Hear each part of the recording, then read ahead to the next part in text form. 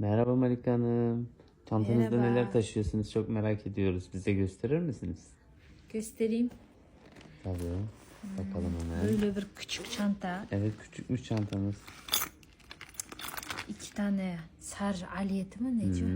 Evet, şarj aleti 2 tane mi var? Evet. Paper'dır. Pasaport. Raportunuz. Jamalon parfüm. Jamalon parfüm mü kullanıyorsunuz? Evet. Hmm. Böyle ruj. Hmm. Kart. Küçücük çantadan daha ne çıkabilir? Böyle Bu fişler. çantaya nasıl girdi onda? Bunlar nasıl girdi bu çantaya? Telefon. Evet, İkinci telefonumuz. telefonum. İkinci telefonumuz.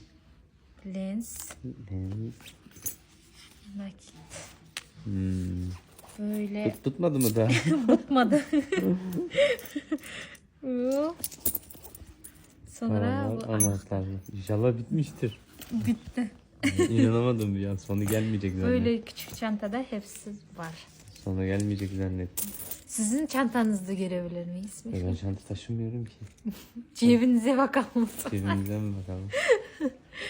Tamam.